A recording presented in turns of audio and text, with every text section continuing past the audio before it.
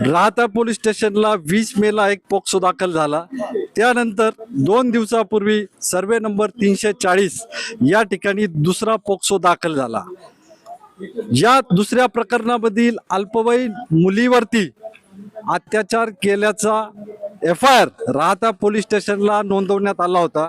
या प्रकरणाची चौकशी 2 दिवसापासून राहता पोलीस स्टेशनचे PI सरोदे यांच्या मार्गदर्शनामध्ये गिरी मॅडम करत होत्या। संगीता गिरी मॅडम या प्रशिक्षणासाठी 3 ते 4 दिवस नगरला हेडक्वार्टरला गेलेल्या आहेत। त्यांच्याशी काल फोनवरती चर्चा केली असता गिरी मॅडम यांनी सांगितलं की 3-4 दिवसाच्या प्रशिक्षणामुळे मी तिथे नाही, तर या प्रकरणाचा तपास हा पोलीस उपनिरीक्षक कुमावत यांच्याकडे देण्यात आलेला आहे। या प्रकरणामध्ये महिला अधिकारीच तपास करू शकतात याची जाणीव आणि माहिती आपल्या सर्वांनाच आहे।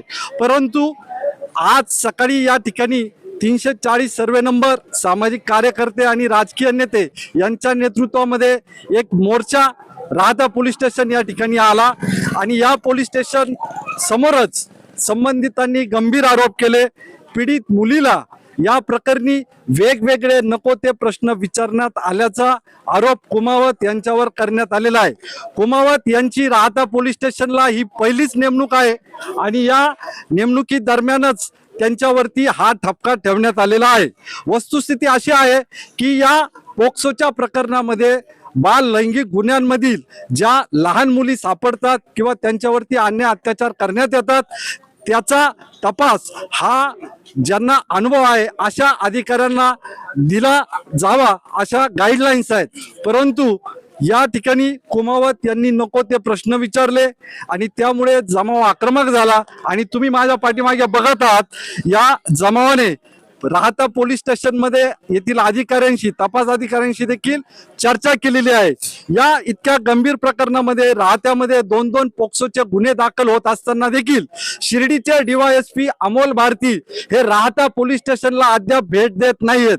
वारंवार माजी खासदार डॉक्टर सुजयदादा विखे पाटील यांनी सांगितलेलं आहे महिला आणि मुलींच्या अत्याचाराबाबतच्या घटना जर घडल्या तर संबंधितांच्या घरावरती आम्ही बुलडोजर चालू।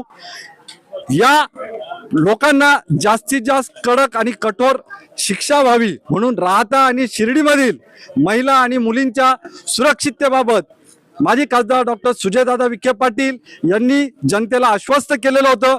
परंतु पोलीस विभागातीलच एक महिला अधिकारी ही पीडित अल्पवयीन मुलीला या पद्धतीने प्रश्न विचारू शकते का, तिच्यावरती दबाव आणू शकते का आणि या प्रकरणाचा सूत्रधार नेमका कोण आहे याबाबत सगळ्याच राहतेकरांमध्ये उत्सुकता आहे।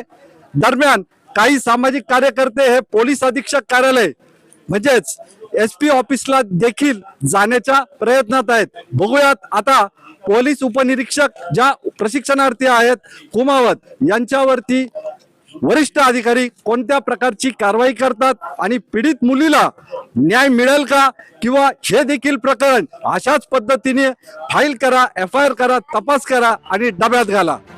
गॉडफादर मीडियासाठी समीर बेगसह प्राध्यापक डॉक्टर जयंत गायकवाड, राहता पोलीस स्टेशन, राहता।